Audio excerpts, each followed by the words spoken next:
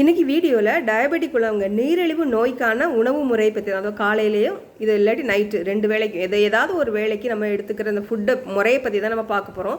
இதுக்கு முன்னாடி நான் 2 பார்ட் போட்டிருக்கிறேன். அதை வந்து காலை பிரேக்ஃபாஸ்ட்டாகவும் எடுத்துக்கலாம், நைட் டின்னராகவும் எடுத்துக்கலாம். அப்புறமா டயபெட்டிக் பற்றி டீட்டெயிலான ஒரு வீடியோவும் போட்டிருக்கேன். பார்க்காதவங்க நீங்கள் லிங்க் வந்து டிஸ்கிரிப்ஷனில் கொடுக்குறேன், நீங்கள் கிளிக் பண்ணி பார்த்துக்கோங்க. ரொம்பவே பிரயோஜனமாக இருக்கும். இப்போ டயபெட்டிக்னா என்ன அப்படின்னா, நம்ம சாப்பிட்ற சாப்பாட்டில் உள்ள மாவு பொருள் கார்போஹைட்ரேட் வந்து உடம்புக்குள்ளே, அதாவது போய் ஜீரணமாகி ரத்தத்துக்குள்ளே போகுது. ரத்தத்துக்குள்ளே வந்து திசுக்களுக்குள்ளே போனால் தான் நமக்கு எனர்ஜி கிடைக்கும். அந்த திசுக்களுக்குள்ளே போகிறதுக்கு இன்சுலின் தேவைப்படுது. ஒருவேளை இன்சுலின் கம்மியாக சுரந்தாலோ, இன்சுலின் வந்து சுரந்து செயல்படாமல் போனாலோ, அந்த கார்போஹைட்ரேட், இந்த மாவுச்சத்து தான் சுகர். அந்த சுகர் வந்து என்ன ஆகுது, அந்த ரத்தத்திலே தங்கிடுது. இதுதான் சர்க்கரை வியாதி.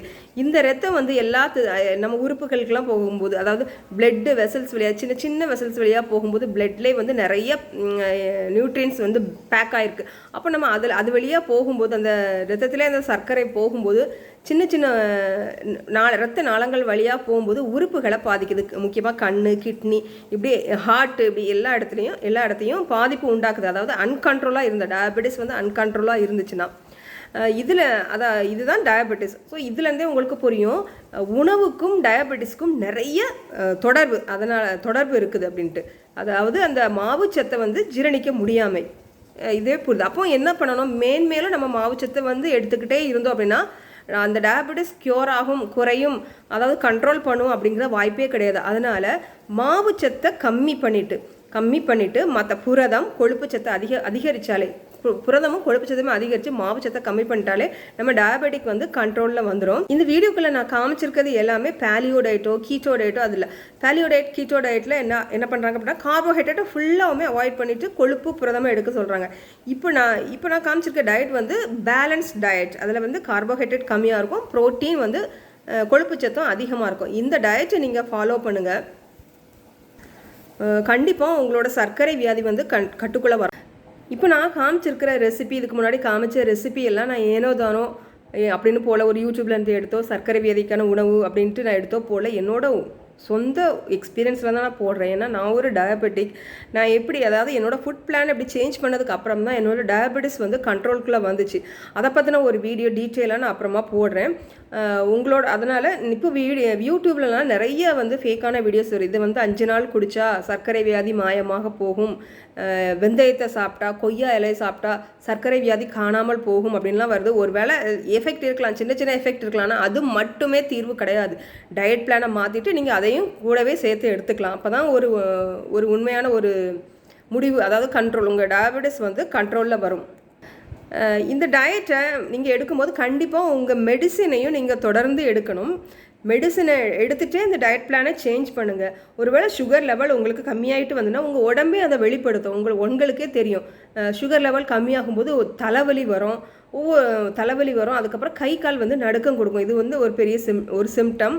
அதுக்கப்புறமா போச்சுன்னா வேத்து கொட்டுறது, மயக்க வருது இருக்கும். ஸோ அந்த மாதிரி தொடர்ந்து இருந்துச்சுன்னா உங்கள் மெடிசனோட லெவலை வந்து நீங்கள் கம்மி பண்ணிக்கலாம். நீங்கள் தொடர்ந்து பார்க்குற டாக்டரை கன்சல்ட் பண்ணிவிட்டு மெடிசனை சேஞ்ச் பண்ணுறது பற்றி பார்த்துக்கோங்க. ஆனால் கண்டிப்பாக இந்த டயட்டை வந்து ஃபாலோ பண்ணுங்கள். இந்த டயட்டை வந்து ஃபஸ்ட்டு வந்து எடுக்கும்போது ரொம்ப கஷ்டமாக இருக்கும். ஏன்னா நம்ம இதுக்கு முன்னாடியெல்லாம் இட்லி தோசை சாதம் அப்படின்னு சாப்பிட்டு நம்ம வயிறெல்லாம் நல்லா பெருத்து போயிருக்கோம். இப்போ இந்த டயட்டை சாப்பிடும்போது இந்த டயட்டோட அளவெல்லாம் கம்மியாக இருக்கும். கேலரி வந்து கம்மியாக தான் எடுக்கணும் டயபெட்டிக்காரங்க, அப்போ கம்மியாக இருக்கும். அப்போ என்ன, பெரிய வயிறுக்கு கொஞ்சமாக தீனி போட்ட மாதிரி இருக்கும். ஆனால் அந்த அளவு வந்து நம்ம உடம்புக்கு போதுமானது. பட் நம்ம மனசுக்கு தான் அது ஒத்துக்கிடாது, மனசுக்கு போதுமானதாக இருக்காது. நீங்கள் அந்த நேரத்தில் டயபெட்டிக்கால் வரக்கூடிய விளைவுகளை கொஞ்சம் நினச்சி பார்த்துட்டு நீங்கள் கண்ட்ரோல் பண்ணி இந்த உணவு முறையை நீங்கள் ஃபாலோ பண்ணிகிட்டே வந்தீங்க அப்படின்னா, நீங்கள் எடுக்கிற இந்த உணவு முறையில் எடுக்கிற அந்த அளவு வந்து உங்களுக்கு அது சாப்பிடும் போதே வயிறு நிறைஞ்ச மாதிரி ஆயிரும். ஒரு வாரம் நீங்கள் எடுத்து பாருங்கள், வயிறு நிறைஞ்ச மாதிரி. ஃபஸ்ட்டு வந்து கண்டிப்பாக எல்லாருக்குமே கஷ்டமாக தான் இருக்கும். அதுக்கப்புறம் நீங்கள் எடுக்க வந்து உங்களுக்கு சரியாயிரும். அப்புறமா அதில் டயபெட்டிக்காரங்க ஃப்ரூட்ஸ் எடுக்கலாமா அப்படிலாம் நிறைய இருக்குது. GI, அதாவது கிளைசெமிக் இண்டெக்ஸ், கிளைசெமிக் லோட் அப்படிலாம் இருக்குது. கிளைசெமிக் இண்டெக்ஸ் கம்மியாக உள்ள பொருட்களை எடுக்கணும், உணவுப் பொருட்களை சாப்பிடணும் அப்படின்ட்டு அதை பற்றின டீட்டெயிலான வீடியோவும் போடுறேன். இப்போ நீங்கள் வந்து ஒரு சுகர் பேஷண்ட்டாக இருக்கலாம், ஆனால் உங்கள் சுகர் வந்து கண்ட்ரோல்லே இருக்கலாம். எப்படின்னா, நீங்கள் நார்மலான ஃபுட் எடுக்கிறீங்க, நம்ம சவுத் இண்டியன் ஃபுட், அதாவது இட்லி தோசை சாதம் எல்லாமே எடுத்துகிட்டு நீங்கள் மெடிசனும் எடுக்கிறீங்க, உங்கள் சுகரும் கண்ட்ரோலில் இருக்குது அப்படின்னு வச்சுக்கோங்களேன். இது என்ன ஆகும் அப்படின்னா, நீங்கள் ஒருபோதும் இந்த மெடிசனை கம்மி பண்ணவே முடியாது. இன்னும் கொஞ்ச நாள் போக போக உங்கள் சுகர் லெவல் கூட தான் செய்யும். நீங்கள் மெடிசனை தான் அதிகப்படுத்துவீங்களே தவிர உங்கள் மெடிசனையும் கம்மி பண்ண மாட்டீங்க. உங்கள் சாப்பாடு அதாவது உங்கள் டயட் பிளானை மாற்றாத வரைக்கும் உங்கள் மெடிசனையும் கம்மி பண்ண முடியாது. மெடிசன் அதிகரிக்க தான் செய்யும். ஸோ சுகர்னால் வரக்கூடிய பக்க விளைவுகள் அதாவது ஃப்யூச்சரில் உங்களுக்கு வரலாம். ஸோ ஃபுட் பிளானை சேஞ்ச் பண்ணாத வரைக்கும் உங்கள் சுகர் லெவல் வந்து கண்ட்ரோலுக்கு வரவே செய்யாது. இப்போ நான் இதை ஏன் சொல்கிறேன் அப்படின்னா, நான் ஃபஸ்ட்டு வந்து எடுத்துகிட்டு இருக்க டேப்லெட்லேருந்து நான் இப்போ என்னோடய மெடிசனை வந்து கம்மியாகியிருக்கேன் இந்த டயட் பிளான் சேஞ்ச் பண்ணதுக்கு அப்புறமா. அடுத்து நம்ம பார்க்க போகிற ரெசிபி, நம்ம பாரம்பரிய அரிசியை வச்சு ஒரு ரெசிபி பார்க்க போகிறோம். இது வந்து மாப்பிள்ளை சம்பா அரிசி. இந்த நம்ம பாரம்பரிய அரிசிகள்லாம் நார்ச்சத்து அதிகம். அதனால் ரத்தத்தில் குளுக்கோஸோட அளவு வந்து சீக்கிரமாக ஏறாது. அதாவது கிளைசிமிக் இண்டெக்ஸ் வந்து ரொம்ப கம்மி. ஸோ ரத்தத்தில் வந்து குளுக்கோஸோட அளவு வந்து ரொம்ப மெதுவாக தான் ஏறும். அதனால் சுகரை வந்து கண்ட்ரோல் பண்ணணும், நல்லாவே கண்ட்ரோல் பண்ணணும். வாரத்தில் 3 நாளாவது இந்த பாரம்பரிய அரிசியை எடுத்துக்கோங்க. நான் ஏற்கனவே கருப்பு கவுனி அரிசி வச்சு ஒரு கஞ்சி ரெசிபி நான் சொல்லியிருந்தேன். இன்றைக்கி மாப்பிள்ளை சம்பா அரிசியை வச்சு ஒரு ஹெல்த்தியான போரேஜ் கஞ்சி, இல்லாட்டி சாதமாக கூட நீங்கள் சாப்பிட்லாம். அதை வந்து பார்க்கலாம் எப்படின்னு. இந்த மாப்பிள்ளை சம்பா அரிசியில் ஒரு 1/4 கப்பு நான் எடுத்திருக்கேன். 1/4 டம்ளர், அதாவது ஒரு டம்ளரில் 1/4 வாசி எடுத்தால் போதும் ஒருத்தருக்கு யூஸ் பண்ணுற மாதிரி. இதை வந்து என்ன பண்ணணும்னா, நல்லா கழுவிட்டு ஊற வச்சு எடுத்துக்கோங்க. ஒரு 6 மணி நேரம் ஊற வச்சுக்கோங்க. நான் இன்றைக்கி ஒரு 8 மணி நேரம் ஊற வச்சுருக்கேன். அப்போ தான் வந்து இதில் நார்ச்சத்து அதிகம் அப்படிங்கிறதுனால இந்த அரிசி வந்து அப்போ தான் கொஞ்சம் சீக்கிரமாக ஆகும். இல்லாட்டி வந்து வேகிறதுக்கு ரொம்ப நேரம் எடுக்கும். சில நேரம் ரொம்ப வயிற்றுக்கு ஒத்துக்கிடாது. நீங்கள் அப்படியே நீங்கள் சமைச்சிங்க அப்படின்னா, ஊற வச்சு சமைச்சாதான் இது நல்லாயிருக்கும். நல்லா அரிசி எல்லாம் ஊறி அது மட்டும் இல்லாமல் ஊற வச்ச தண்ணியை வந்து நீங்கள் கொட்டக்கூடாது கீழே. அதனால் முதல்ல அரிசியை கழுவிட்டு அதுக்கப்புறமா ஊற வைங்க. ஊற வச்சது நான் 1 டம்ளர், அதாவது ஒரு கப் அளவுக்கு 4 டம்ளர் தண்ணி, அது மாதிரி எடுத்துருக்குறேன். இப்போ 1 கப் அளவுக்கு 4 டம்ளர் தண்ணி வச்சு நான் ஊற வச்சேன், கழுவிட்டு ஊற வச்சுருக்கேன். இப்போ நம்ம ஒரு குக்கர் எடுத்துக்கலாம். இந்த குக்கரில் தண்ணியோடு சேர்த்துக்கோங்க. இந்த ஊற வச்ச தண்ணியில் தான் நிறைய சத்துக்கள் இருக்கும். அதனால் தண்ணியை வேஸ்ட் பண்ணக்கூடாது, தண்ணியோடு சேர்த்துக்கோங்க. இந்த அரிசி சேர்த்ததுக்கப்புறமா ஒரு கைப்பிடி அளவு முருங்கை இலை, அதை வந்து நல்லா கழுவிட்டு சேர்த்துக்கோங்க. டயபெட்டிக் இருக்கிறவங்க கண்டிப்பாக வாரத்தில் 2 வேளையாவது முருங்கை இலை எடுத்துக்கோங்க. முருங்கைக்கீரையாகவும் சரி, எப்படினாலும் எடுத்துக்கலாம். கண்டிப்பாக முருங்கை இலை எடுத்துக்கோங்க. சுகரை வந்து அப்படி கண்ட்ரோல் பண்ணும். இப்போ முருங்கை இலை சேர்த்தாச்சு. கீரை சேர்த்ததுக்கப்புறமா கொஞ்சமாக ஒரு 5-6 சின்ன வெங்காயம் அதையும் சேர்த்துடலாம். அப்புறமா நான் அங்கே வந்து 2 வத்தல் வச்சுருக்கிறேன். ஒரு 4 பல் பூண்டு, ஒரு அரை டீஸ்பூன் சின்ன சீரகம், ஒரு துண்டு சின்ன தேங்காய். இதை வந்து மிக்ஸி ஜாரில் சேர்த்து நல்லா தட்டி அதையும் சேர்த்துக்கலாம். இப்போ பாருங்கள், அதெல்லாம் சேர்த்து தட்டி எடுத்தாச்சு. இதை சேர்த்துக்கோங்க. இந்த கஞ்சி வந்து மாப்பிள்ளை சம்பாவில் தான் செய்யணுமானா அப்படி கிடையாது. எந்த சம்பா அரிசி எதில் வேணாலும் செஞ்சுக்கலாம். கூடுமான மட்டும் கிளைசமிக் இண்டெக்ஸ் வந்து ரொம்ப கம்மியாக உள்ள அரிசி சேர்த்துக்கோங்க. அதாவது இந்த மாதிரி பாரம்பரிய அரிசிகளில் வந்து இந்த கிளைசமிக் இண்டெக்ஸ் வந்து கம்மி. அதனால் ரத்தத்தில் சர்க்கரையோட அளவை ஏற்றாது. வெள்ளை அரிசியெல்லாம் ரொம்ப அதிகம், கிளைசமிக் இண்டெக்ஸ் அதிகம். ஈவன் சம்பா அரிசின்னு சொல்கிறோம்ல, அந்த அரிசி மட்டா ரைஸ், கேரளா ரைஸ், அதில் கூட கிளைசமிக் இண்டெக்ஸ் அதிகம் தான். வெள்ளை அரிசின்னு பார்த்தோன்னா எதில் கம்மி அப்படின்னா சீரக சம்பா, பாஸ்மதி அரிசி, இந்த 2 அரிசிலையும் கிளைசமிக் இண்டெக்ஸ் கம்மி. நீங்கள் வந்து இந்த மாதிரி ட்ரெடிஷ்னல் ரைஸில் செய்யலாம். அப்படி இல்லைன்னா சீரக சம்பா எடுத்துக்கோங்க, அதுவுமே நல்லாயிருக்கும். ஸோ இப்போ சேர்த்தாச்சு. இதுக்கு அடுத்ததாக நம்ம தேவையான உப்பு சேர்த்துடலாம். உப்பு சேர்த்துட்டு இதை எப்படி குக் பண்ணணும் அப்படின்னா, குக்கரை மூடி விசிலில் போட்டு நல்லா ஆவி வந்ததுக்கப்புறமா, ஸோ வெயிட் போடக்கூடாது, முதல்ல வெயிட் போடக்கூடாது. குக்கரை மூடி அடுப்பில் வச்சு ஆவி வந்ததுக்கப்புறமா வெயிட் போட்டு ஒரு 30 நிமிஷம் மிதமான தீயில் வச்சுக்கோங்க. முதல்ல பெரிய தீயில் வச்சு ஆவி வந்ததுக்கப்புறமா வெயிட் போட்டு ஒரு 30லேருந்து 35 நிமிஷம் ஆகும்.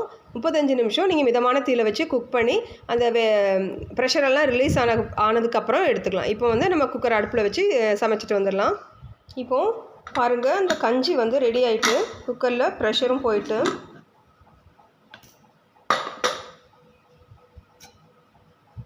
பார்த்தீங்க அப்படின்னா நல்ல ஒரு ஹெல்த்தியான கஞ்சி. இதை வந்து நீங்கள் லஞ்சுக்கு எடுத்துக்கலாம். லஞ்சுக்கு காரமாக ஏதாவது தொட்டுக்க வச்சுட்டு எடுத்தீங்க அப்படின்னா ரொம்பவும் நல்லது.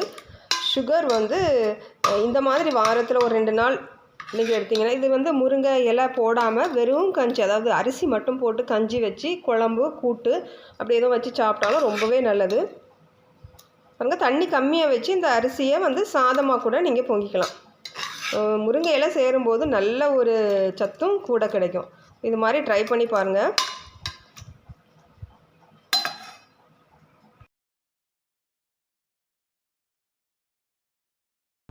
ஸோ அடுத்த ரெசிபிக்கு நான் எடுத்துருக்கிறது சோயாபீன் ஒரு கப், ஒரு சின்ன கப் அளவு எடுத்துக்கோங்க. அப்படி இல்லைன்னா 100 கிராம் எடுத்துக்கோங்க. நம்ம கடையிலலாம் பாசிப்பயிறு வாங்குவோம்ல, அது மாதிரி இருக்கும். இது வெள்ளையாக சின்னதாக உருண்டையாக இருக்கும். தானிய வகையை சேர்ந்தது. இதில் புரோட்டீன் வந்து ரொம்ப அதிகம். கிளைசிமிக் இண்டெக்ஸ் பார்த்தோன்னா ரொம்ப ரொம்ப குறைவு.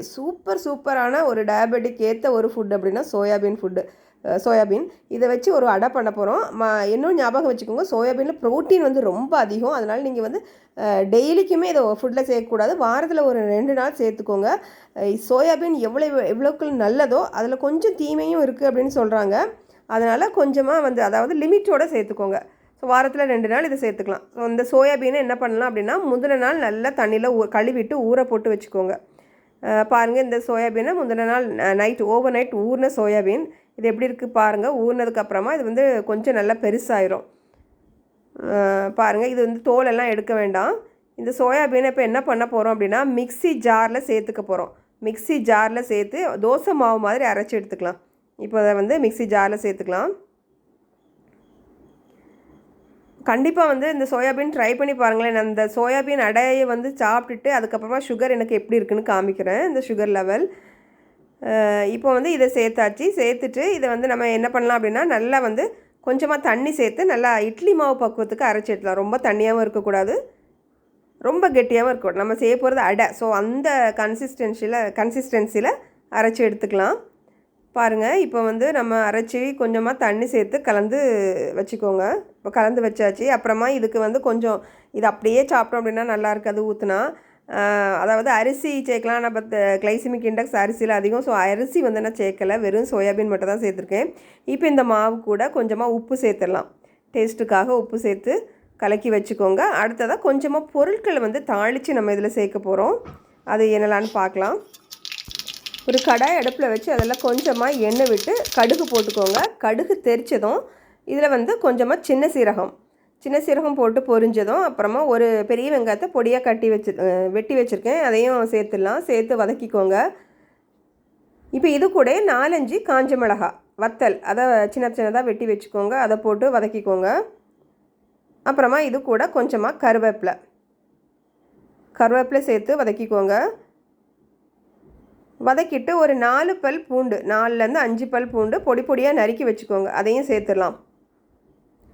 இஞ்சி சேர்க்கனாலும் இஞ்சி பூண்டு 2ஐயும் சேர்த்துக்கோங்க. இஞ்சி சேர்த்தாலும் நல்லது தான். நான் இன்றைக்கி பூண்டு மட்டும் சேர்க்குறேன். பூண்டு போட்டு சேர்த்து நல்லா வதக்கிக்கோங்க. வதக்கிட்டு லைட்டாக உப்பு சேர்த்துடலாம். இந்த வெங்காயத்துக்கு தேவையான உப்பு சேர்த்து வதக்கி இதை ஆற வச்சு அந்த மாவு கூட சேர்த்துக்கோங்க. பாருங்கள், லைட்டாக உப்பு போட்டு வதக்கிட்டு அப்புறம் கடைசியாக கொஞ்சமாக கொத்தமல்லி இலை போட்டு கிண்டிட்டு ஸ்டவ் ஆஃப் பண்ணிடலாம். ஆஃப் பண்ணிவிட்டு ஆற வச்சு அந்த மாவு கூட சேர்த்துருங்க. மாவு கூட சேர்த்து நல்லா கலந்து விட்டுட்டு நம்ம வந்து தோசைக்கல்லை அடுப்பில் வச்சு அடையாக சுட்டு எடுக்க வேண்டியதான். தோசைக்கல்லை அடுப்பில் வச்சு இந்த மாவு வந்து ரொம்ப விரித்து விடக்கூடாது. தோசை மாதிரி கொஞ்சம் கெட்டியாக விட்டுக்கோங்க. ஏன்னா நம்ம இதில் மொறுமொறுப்புக்காக எதுவுமே சேர்க்கல, வெறும் சோயாபீன் தான். அதனால் இது பீயும் சாஃப்டாகும்.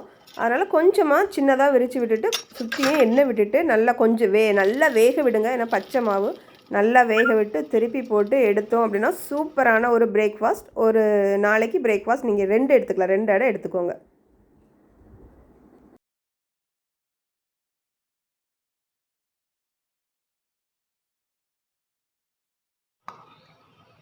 அடுத்த ரெசிபிக்கு நான் எடுத்திருக்கிறது எல்லாருக்கும் பிடிச்ச சிக்கனில் வந்து கார்போஹைட்ரேட்டே கிடையாது, ப்ரோட்டீன் தான் நிறையா இருக்குது. அதனால் சிக்கன் வந்து தாராளமாக நம்ம சாப்பிட்லாம். ஒரு சந்தோஷமான விஷயம். இது வந்து 200 கிராம் சிக்கன். அதை நல்லா கழுவிட்டு அதில் 1 ஸ்பூன் இஞ்சி பூண்டு சேர்த்துருக்கேன். அப்புறமா கொஞ்சமாக தயிர், ஒரு 2 டேபிள் ஸ்பூன் தயிர், 1 டீஸ்பூன் வத்தல் தூள், மல்லித்தூள், மஞ்சள் தூள், அப்புறமா கொஞ்சம் உப்பு, இதெல்லாம் சேர்த்து கலந்து வச்சுக்கோங்க. சிக்கன் இப்படி தான் செய்யணும் அப்படின்னு இல்லை, உங்களுக்கு விருப்பப்பட்ட மாடலை நீங்கள் செஞ்சுக்கலாம். கொஞ்சம் ட்ரையாக இருந்துச்சு அப்படின்னா நல்லாயிருக்கும். இது கொஞ்சம் மசாலாவோடு சேர்த்துட்டு நல்லாயிருக்கும். இதை வந்து நல்லா கலந்து வச்சுக்கலாம். இப்போ நல்லா கலந்தாச்சு. கலந்துட்டு ஒரு 1 மணி நேரம் இல்லாட்டி 2 மணி நேரம் ஊற வச்சுக்கோங்க. அடுத்து சிக்கன் 2 மணி நேரம் ஊறினதுக்கப்புறமா ஒரு கடாய் அடுப்பில் வச்சு அதில் எண்ணெய் விட்டுக்கோங்க. எண்ணெய் விட்டு காஞ்சதும் வெங்காயம் தக்காளி போட்டு வதக்கிட்டு, அந்த வெங்காயம் தக்காளி வதங்குறதுக்கு நல்லா கொஞ்சம் லைட்டாக உப்பு சேர்த்து கொஞ்சம் மூடி வச்சிங்க அப்படின்னா வெங்காயம் தக்காளி நல்லா சாஃப்ட் ஆயிரும். அதுக்கப்புறமா நம்ம ஊற வச்ச சிக்கனை உள்ளே சேர்த்து நல்லா கிண்டி மூடி திறந்து வேக வச்சு நல்லா ட்ரை ஆகிற வரைக்கும் நல்லா வரட்டி எடுக்க வேண்டியதான். சூப்பரான ரெசிபி ரெடி. இந்த சிக்கனை சாப்பிடும்போது சிக்கன் மட்டும் தான் சாப்பிடணும். சிக்கனை தோசை கூடயோ சாதத்து கூடயோ சாப்பிடக்கூடாது. இது சிக்கன் மட்டும்தான் டின்னர். ஸோ நல்லா ருசித்து அந்த பவுல் நிறைய இருக்கிற சிக்கனை சாப்பிட வேண்டியதான். ஸோ சிக்கனில் வந்து கார்போஹைட்ரேட் கிடையாது. அதனால் உங்களோட சுகர் லெவலை கண்டிப்பாக இது ஏற்றாது. இது ஒரு சூப்பரான ரெசிபி. இதை வந்து நீங்கள் டின்னருக்கு எடுத்துக்கலாம்.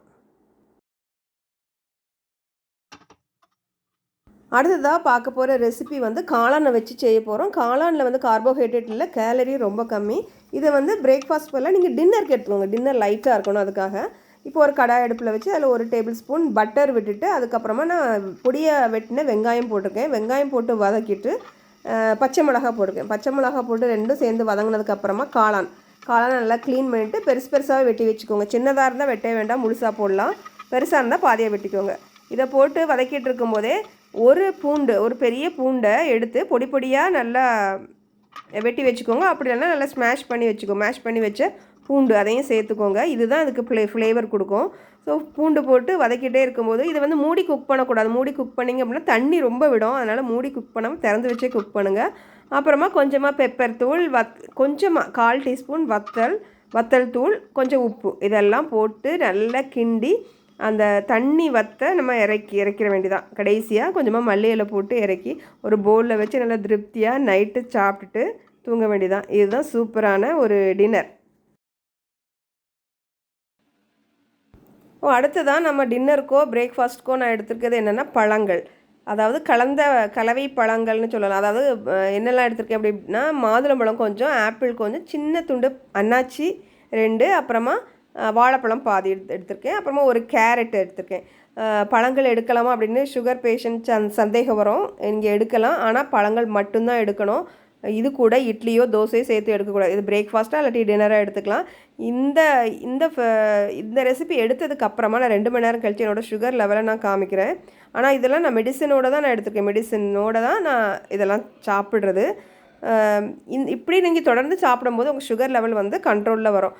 பழங்களில் வந்து நார்ச்சத்து அதிகம், கிளைசிமிக் இண்டெக்ஸ் வந்து அதாவது சுகர் லெவலை மெதுவாக தான் கூட்டும். அதனால் தாராளமாக எடுத்துக்கலாம்.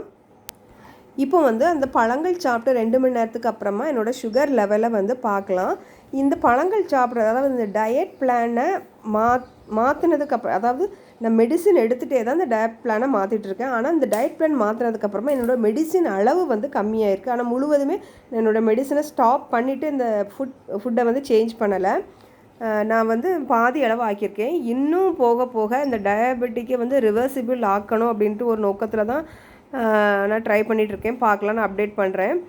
ஸோ அந்த பழங்கள் சாப்பிட்டதுக்கப்புறமா சுகர் லெவல் வந்து எப்படி இருக்குன்னு பார்க்கலாம். நிறைய பேருக்கு பயமாக இருக்கும், ஐயோ சுகர் பேஷண்ட் பழம் சாப்பிட்லாமான்னு. பழங்களில் உள்ள சத்துக்களெல்லாம் நமக்கு தேவை. அந்த பார்த்திங்க அப்படின்னா 150 பாருங்கள், பழம் சாப்பிட்டு 2 மணி நேரத்துக்கு அப்புறமா அந்த பழங்களோட சத்து வந்து சுகர் பேஷண்ட்டுக்கு தேவை. ஆனால் அளவோடு நீங்கள் எடுத்துக்கிட்டீங்க அப்படின்னா என்றைக்குமே வந்து அது ஒரு நல்ல விஷயம்தான். இந்த வீடியோக்கள் பிடிச்சிருந்துன்னா லைக் பண்ணுங்கள், ஷேர் பண்ணுங்கள், கண்டிப்பாக ஃபாலோ அப் பண்ணுங்கள்.